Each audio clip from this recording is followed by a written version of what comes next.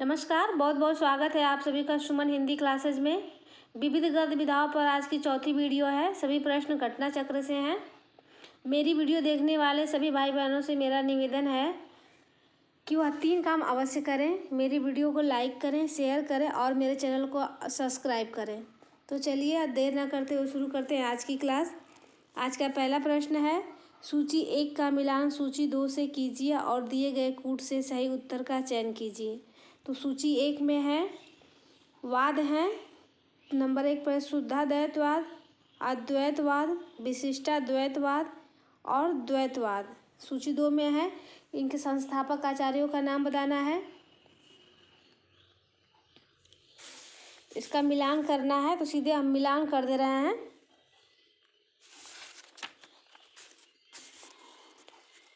तो शुद्धाद्वैतवाद के जो प्रवर्तक आचार्य हैं वो हैं वल्लभाचार्य।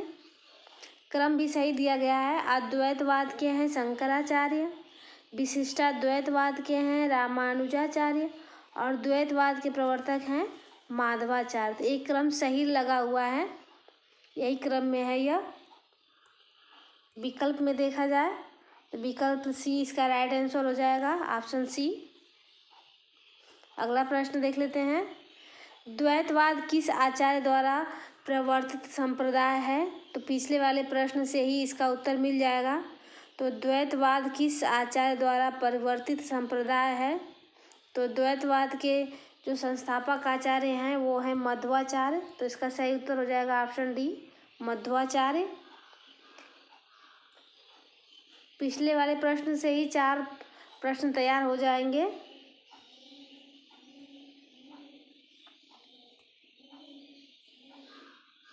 चलिए अगला प्रश्न देख लेते हैं। देखिए वही प्रश्न है, शुद्धाद्वैतवाद दर्शन के प्रवर्तक हैं। तो कौन है शुद्धाद्वैतवाद के प्रवर्तक? तो विकल्प में है शंकराचार्य, माधवाचार्य, वल्लभाचार्य या फिर विष्णु स्वामी। तो शुद्धाद्वैतवाद दर्शन के प्रवर्तक हैं वल्लभाचार्य। तो इसका सही उत्तर हो जाएगा ऑप्शन सी, वल्लभाचार्य। अगला प्रश्न है, सखी संप्रदाय का प्रवर्तन किसने किया है? तो सखी संप्रदाय का प्रवर्तन किसने किया है? विकल्प में है भगवत रसिक, नागरीदास, स्वामी हरिदास या फिर चतुर्भुज दास। तो स्वामी हरिदास ने सखी संप्रदाय का प्रवर्तन किया है। इसे हरिदासी संप्रदाय भी कहते हैं। तो इसका सही उत्तर हो जाएगा ऑप्शन सी, स्वामी हरिदास। सखी संप्रदाय को ही हरिदासी संप्रदाय भी कहा जाता है, इसको याद रखिएगा आप लोग। अगला प्रश्न है, रामानुज ने श्री संप्रदाय में किसकी उपासना? रामानुज के श्री संप्रदाय में किसकी उपासना होती है? तो विकल्प में है शंकर, ब्रह्मा, विष्णु या फिर लक्ष्मी। तो रामानुज के श्री संप्रदाय में विष्णु की उपासना होती है। तो इसका सही उत्तर हो जाएगा ऑप्शन सी, विष्णु। श्री संप्रदाय वैष्णव धर्म के 4 संप्रदायों में से एक है। श्री संप्रदाय को रामानुज मत के नाम से भी जाना जाता है। अगला प्रश्न है, गौड़ीय संप्रदाय के प्रवर्तक आचार्य थे। तो गौड़ीय संप्रदाय के प्रवर्तक आचार्य का नाम बताना है। विकल्प में है वल्लभाचार्य, माधवाचार्य, चैतन्य महाप्रभु और स्वामी हरिदास। तो गौड़ीय संप्रदाय के प्रवर्तक थे चैतन्य महाप्रभु। तो इसका सही उत्तर हो जाएगा ऑप्शन सी, चैतन्य महाप्रभु।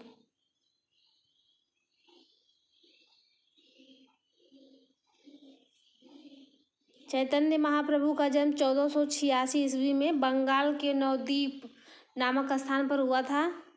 इनके बचपन का नाम था विश्वम्भर तथा घर में निमाई नाम से पुकारे जाते थे।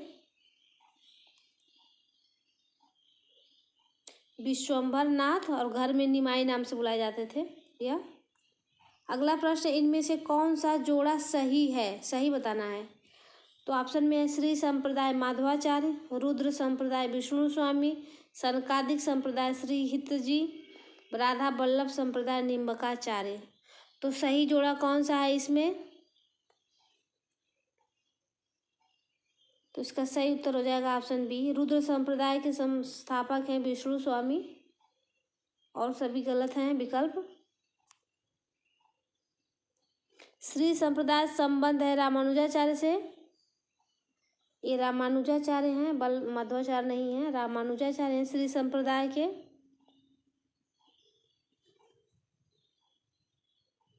और राधा वल्लभ संप्रदाय के प्रवर्तक हैं, राधा वल्लभ संप्रदाय के, इनके हैं हित हरिवंश, हित हरिवंश हैं।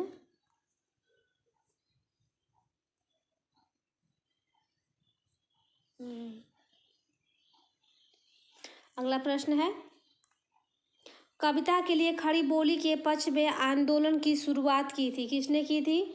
तो विकल्प में है प्रेमगन ने, भारतेंदु ने, जगन्नाथ दास रत्नाकर ने, या फिर अयोध्या प्रसाद खत्री ने। तो कविता के लिए खड़ी बोली के पक्ष में आंदोलन की शुरुआत जो है अयोध्या प्रसाद खत्री ने किया है। तो इसका सही उत्तर हो जाएगा ऑप्शन डी, अयोध्या प्रसाद खत्री।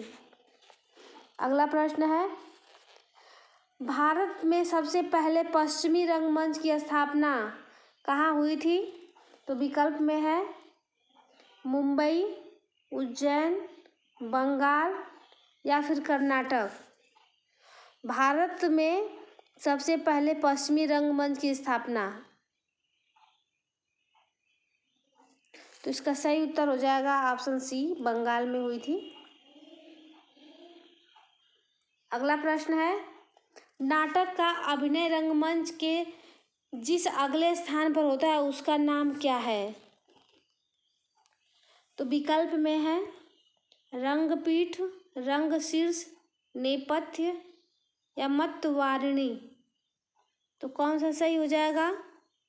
तो इसका सही उत्तर हो जाएगा ऑप्शन ए, रंगपीठ। अगला प्रश्न है, हिंदी भाषा का उद्गम और विकास के लेखक का नाम बताना है। तो विकल्प में है डॉक्टर नगेंद्र, रामचंद्र शुक्ल, हजारी प्रसाद द्विवेदी, या फिर डॉक्टर उदय नारायण तिवारी। तो हिंदी भाषा का उद्गम और विकास यह प्रसिद्ध भाषा वैज्ञानिक डॉक्टर उदय नारायण तिवारी की रचना है। तो इसका सही उत्तर हो जाएगा ऑप्शन डी।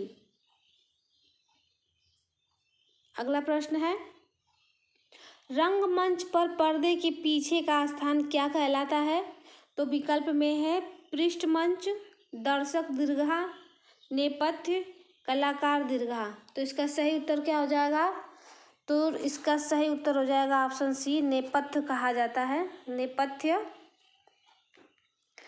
नेपथ्य जो है रंगमंच का वह भाग होता है जो दर्शकों की दृष्टि से ओझल रहता है, अर्थात पर्दे के पीछे का वह स्थान होता है जहां अभिनेता रंगमंच पर आने से पूर्व उपर्युक्त वेशभूषा धारण करते हैं। यह इस प्रश्न की व्याख्या हो गई। चलिए अगला प्रश्न देख लेते हैं, इनमें से कौन नाट्य वृत्तियों के अंतर्गत नहीं है? तो विकल्प में है सात्विक, कैसिकी, आरभाटी, भारती। इनमें से कौन नाट्य वृत्तियों के अंतर्गत नहीं है? तो नाट्य वृत्तियों के अंतर्गत सात्विक नहीं आता है। तो इसका सही उत्तर हो जाएगा ऑप्शन ए। अगला प्रश्न है, रंगमंच नाटक के लिए रंगमंच होना चाहिए, रंगमंच के लिए नाटक नहीं, यह कथन किसका है? तो विकल्प में है मोहन राकेश, मुद्रा राक्षस, डॉक्टर रामकुमार वर्मा, और जयशंकर प्रसाद। तो जयशंकर प्रसाद ने कहा है नाटक के लिए रंगमंच होना चाहिए, न कि रंगमंच के लिए नाटक। तो इसका सही उत्तर हो जाएगा ऑप्शन डी।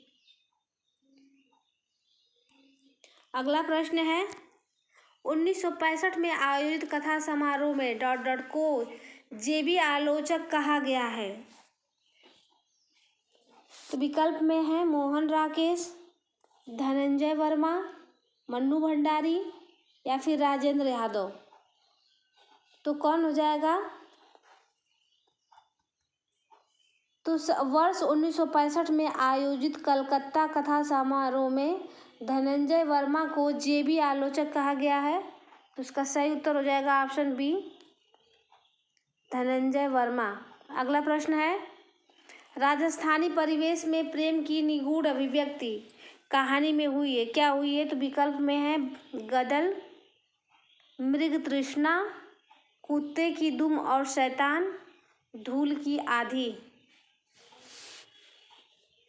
तो राजस्थानी परिवेश में प्रेम की निगूढ़ अभिव्यक्ति किस कहानी में हुई है? तो इसका सही उत्तर हो जाएगा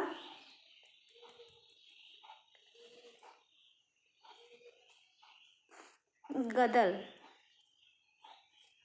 रागेय राघव द्वारा कृति मेरी कहानियों का एक संग्रह है जिसमें ऊँट की करवट, कुत्ते का दुम और शैतान, नए टेक्निकस, गदल, जाति और पेशा, तबेले का धुधलका, देवदासी, नारी का विक्षोभ, पंच परमेश्वर, बिल और दाना, भय शीर्षक नामक कहानियां हैं। गदल कहानी में राजस्थानी परिवेश में प्रेम की निगूढ़ अभिव्यक्ति प्रस्तुत की गई है। यह रागेय राघव की रचना है। चलिए अगला प्रश्न देख लेते हैं। सूची 1 का सूची 2 से सुमेलन करना है। तो इधर आदिकाल है और कवि दिए गए हैं, तो उसका मिलान करना है। आदिकाल, भक्तिकाल, रीतिकाल और आधुनिक काल, चारों काल हैं और उधर 4 कवि हैं। वो कौन किस काल के हैं ये बताना है। तो मिला देते हैं इसको। आदिकाल के हैं अमीर खुसरो जो हैं आदिकाल के हैं। भक्तिकाल के हैं जायसी हो जाएंगे। और रीतिकाल के हैं आलम, रीतिकाल के आलम हैं, रीतिमुक्त कवि हैं ये आलम। और आधुनिक काल के हो जाएंगे भारतेंदु हरिश्चंद्र। एक क्रम है इन लोगों का। तो चलिए अगला प्रश्न देख लेते हैं। नाटक को पंचम वेद की मान्यता प्रदान की, किसने प्रदान की है? तो विकल्प में है भरत मुनि ने, विश्वनाथ ने, दशरथ ओझा ने या फिर पाणिनि ने। तो नाटक को पंचम वेद की मान्यता जो है भरत मुनि ने प्रदान की है। तो इसका सही उत्तर हो जाएगा ऑप्शन ए।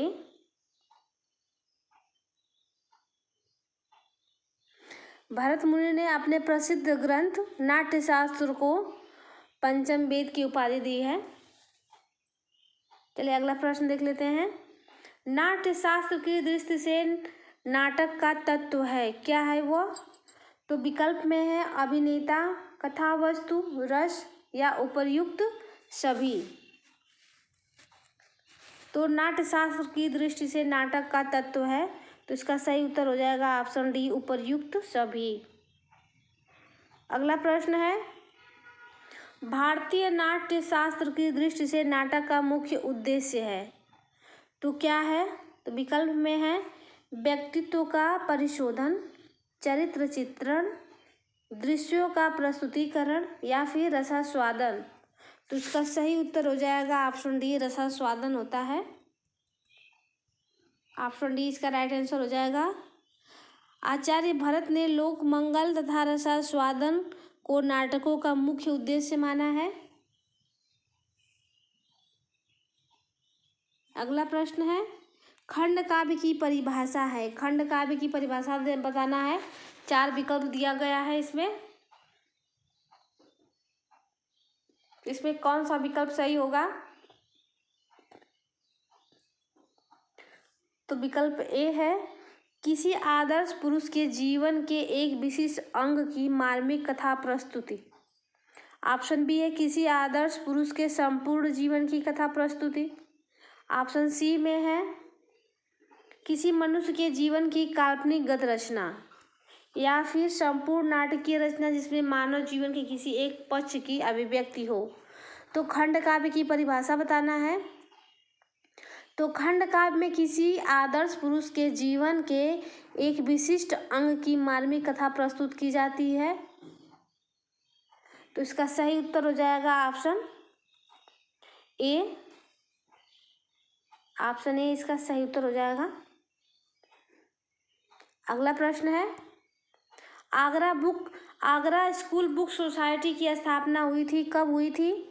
तो विकल्प में है 1733 ईस्वी, 1780 ईस्वी या 1833 ईस्वी या फिर 1880 ईस्वी। तो आगरा स्कूल बुक सोसाइटी की स्थापना जो है 1833 ईस्वी में हुई थी। तो इसका सही उत्तर हो जाएगा ऑप्शन सी।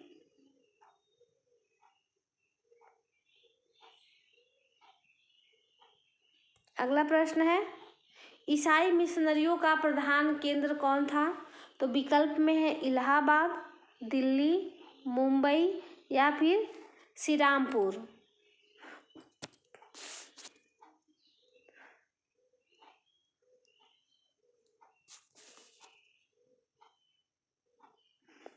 तो श्रीरामपुर जो है इसका प्रधान केंद्र था। ईसाई मिशनरियों का प्रधान केंद्र था श्रीरामपुर कहिए या तो श्रीरामपुर। तो इसका सही उत्तर हो जाएगा ऑप्शन डी। या श्रीरामपुर भी होता है, कहीं कहीं ऐसे भी लिखा रहता है श्री रामपुर।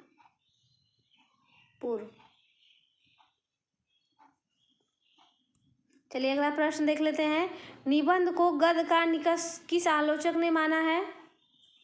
निबंध को गद्य का निकष किस आलोचक ने माना है? तो विकल्प में है हजारी प्रसाद द्विवेदी, रामचंद्र शुक्ल, महावीर प्रसाद द्विवेदी या फिर श्याम सुंदर दास। तो इसका सही उत्तर हो जाएगा ऑप्शन बी, आचार्य रामचंद्र शुक्ल ने माना है। निबंध को गद्य का निकष या कसौटी आचार्य रामचंद्र शुक्ल ने माना है। भारतेंदु हरिश्चंद्र को हिंदी निबंध का जनक माना है इन्होंने। और महावीर प्रसाद द्विवेदी के निबंधों को आचार्य रामचंद्र शुक्ल ने बातों का संग्रह कहा है। चलिए अगला प्रश्न देख लेते हैं। हजारी प्रसाद द्विवेदी जो हैं ललित निबंधकार हैं। अगला प्रश्न है, देखिए वही प्रश्न आ गया। यदि गद्य कवियों की कसौटी है तो निबंध गद्य की कसौटी है, यह कथन किसका है? तभी बताया हमने इसको।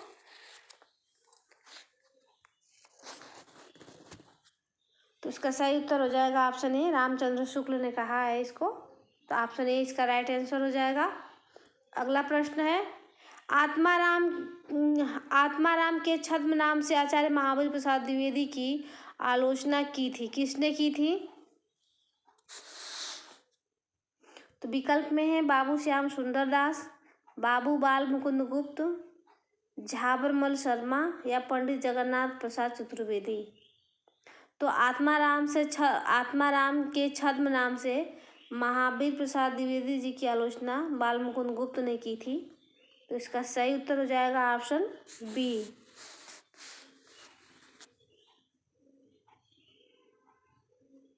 महावीर प्रसाद द्विवेदी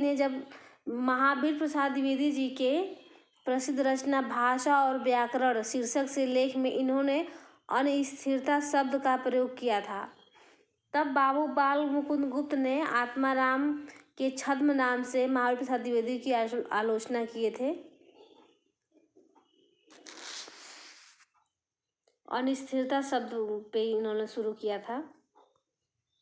अगला प्रश्न है, हिंदी नवजागरण को मूलतः बुद्धिवादी और रहस्यवाद विरोधी कहने वाले विद्वान हैं। हिंदी नवजागरण को, तो विकल्प में है डॉक्टर रामविलास शर्मा, महावीर प्रसाद द्विवेदी, डॉक्टर नामवर सिंह या फिर रामचंद्र शुक्ल। तो इसका सही उत्तर हो जाएगा, हिंदी नवजागरण को मूलतः बुद्धिवादी और रहस्यवाद विरोधी कहने वाले विद्वान हैं रामविलास शर्मा। तो इसका सही उत्तर हो जाएगा ऑप्शन ए। रामविलास शर्मा हिंदी के प्रख्यात मार्क्सवादी आलोचक हैं। अगला प्रश्न है, हिंदी नई चाल में ढली भारतेंदु की यह पंक्ति किस पुस्तक से ली गई है? तो विकल्प में है भारत दुर्दशा, अंधेर नगरी, कालचक्र या फिर बादशाह दर्पण। तो इसका सही उत्तर हो जाएगा ऑप्शन सी, कालचक्र से ली गई है यह। भारतेंदु हरिश्चंद्र ने अपने कालचक्र नामक ग्रंथ में लिखा है हिंदी नए चाल में ढली। यह ग्रंथ जो है 1873 ईस्वी में छपा था। अगला प्रश्न है, राम वृक्ष बेनीपुरी द्वारा लिखित गेहूं और गुलाब में गुलाब किसका प्रतीक है? तो विकल्प में है सुगंध का, कला और संस्कृति का, राजतंत्र का या फिर पूंजीवाद का।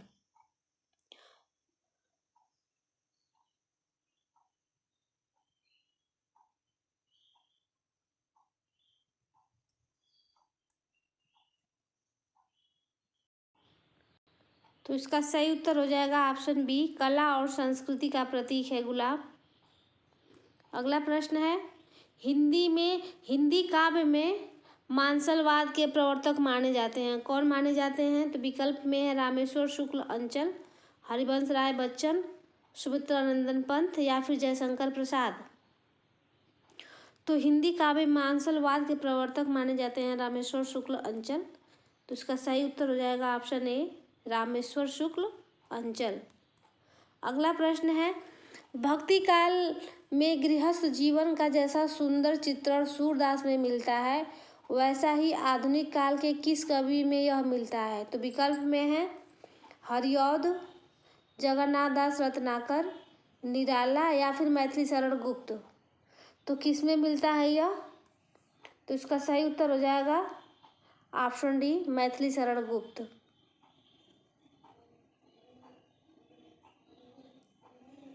अगला प्रश्न है, किस कथाकार को पहाड़ का प्रेमचंद कहा जाता है? अच्छा प्रश्न है।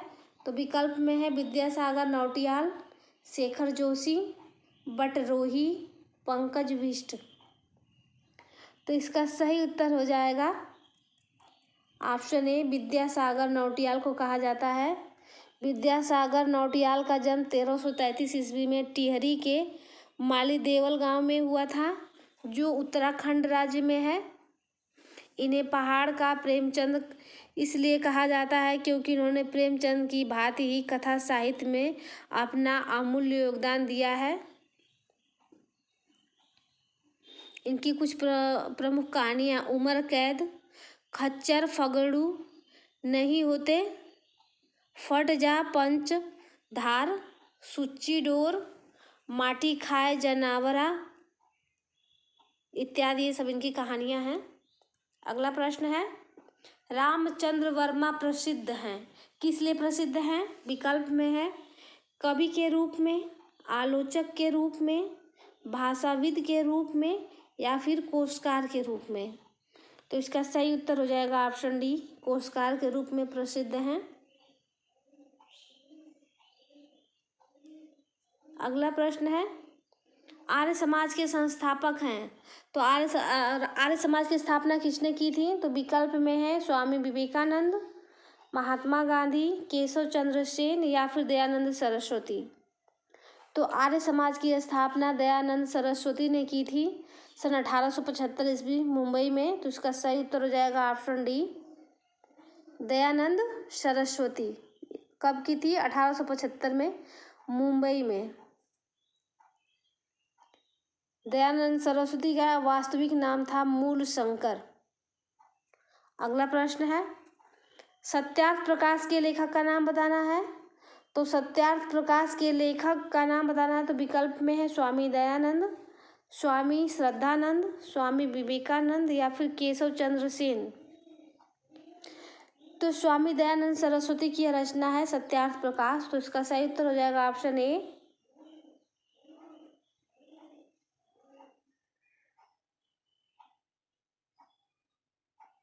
अगला प्रश्न है, खड़ी बोली को प्रधानता देने में सर्वाधिक योगदान रहा है, किसका रहा है? तो ऑप्शन में है ब्रह्म समाज, प्रार्थना समाज, थियोसॉफिकल सोसाइटी या फिर आर्य समाज। तो खड़ी बोली को प्रधानता देने में सर्वाधिक योगदान रहा है आर्य समाज का। तो इसका सही उत्तर हो जाएगा ऑप्शन डी।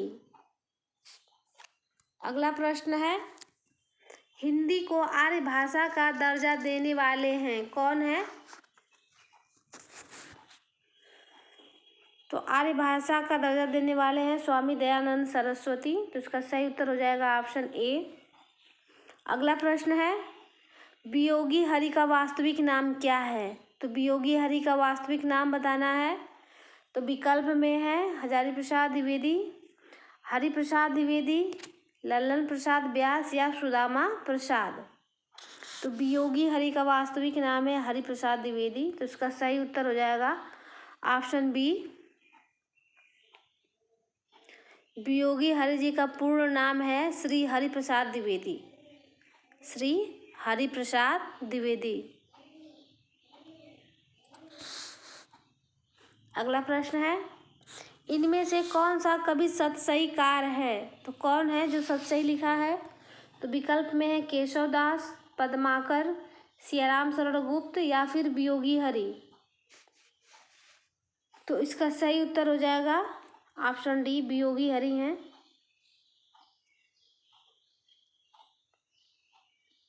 अगला प्रश्न है, किस कवि की सतसई पर हिंदी का प्रसिद्ध मंगला प्रसाद पारितोषिक प्रदान किया गया था? तो विकल्प में है बिहारी, मतीराम, दुलारे लाल भार्गव या फिर वियोगी हरि। किस कवि की सतसई पर हिंदी का प्रसिद्ध मंगला प्रसाद पारितोषिक प्रदान किया गया था?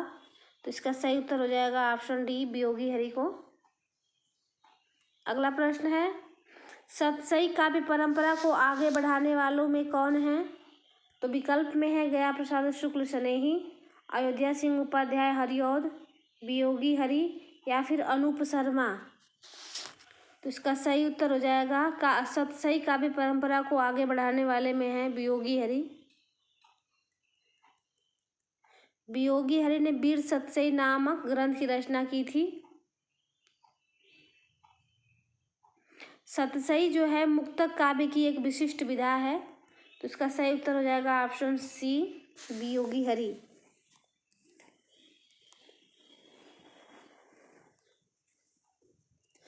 सतसई के अंतर्गत जो है 700 या उससे अधिक दोहे लिखकर एक ग्रंथ के रूप में संकलित करते हैं, जिसे सतसई कहा जाता है। अगला प्रश्न है, कलाधर उपनाम से कविता लिखते थे? कौन थे जो कलाधर उपनाम से कविता लिखते थे?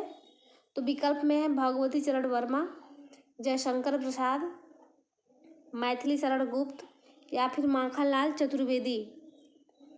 तो कलाधर उपनाम से कविता लिखने वाले हैं जयशंकर प्रसाद। तो इसका सही उत्तर हो जाएगा ऑप्शन बी, जयशंकर प्रसाद। जयशंकर प्रसाद पहले ब्रज भाषा में कलाधर उपनाम से कविता लिखा करते थे। ये सभी कविताएं चित्राधार में संकलित हैं।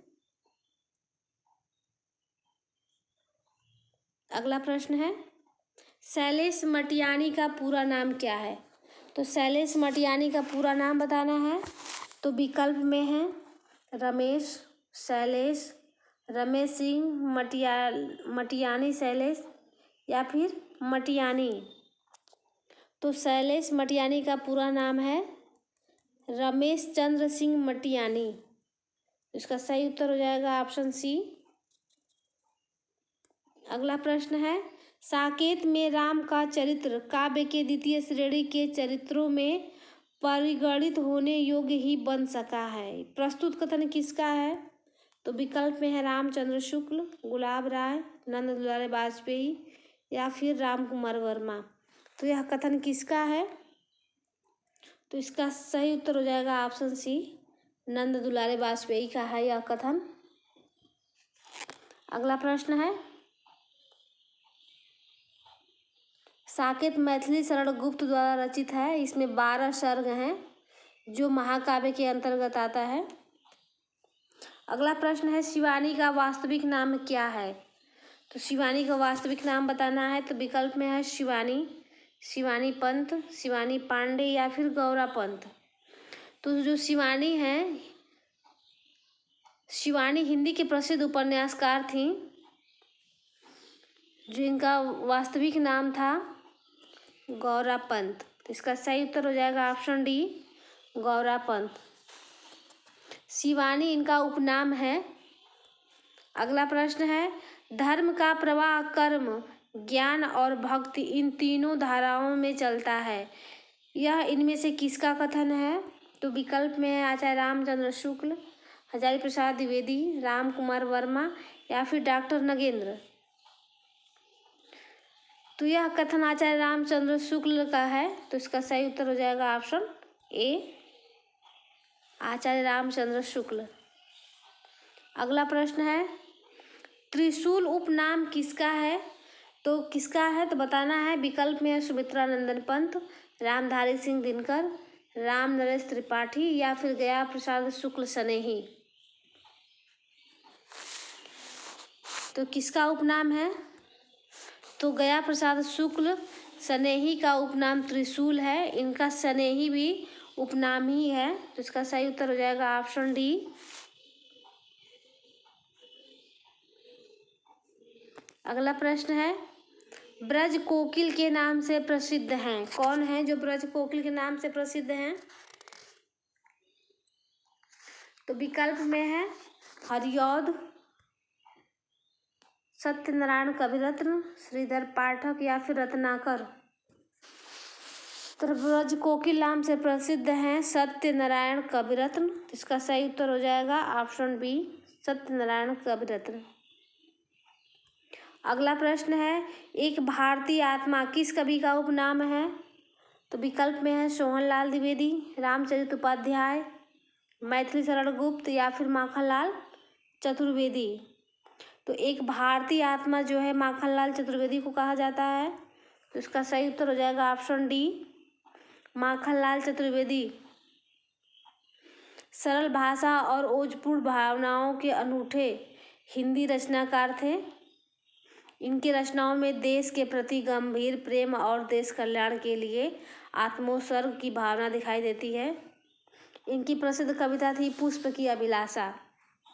अगला प्रश्न है, हिंदी के किस कवि को एक भारतीय आत्मा के नाम से अभिहित किया गया है? तो मैथिली शरण गुप्त हो जाएंगे। देखिए, पुष्प की अभिलाषा नामक प्रसिद्ध कविता किसने लिखी है? तो इसका सही उत्तर हो जाएगा ऑप्शन ए, माखनलाल चतुर्वेदी ने लिखी है। अगला प्रश्न है, तो यह आज का लास्ट प्रश्न था। मेरी वीडियो आप लोगों को कैसी लग रही है कमेंट करके ज़रूर बताएं। तो मिलते हैं नेक्स्ट वीडियो में, तब तक के लिए धन्यवाद। आप लोग मन लगा के पढ़ते रहिए।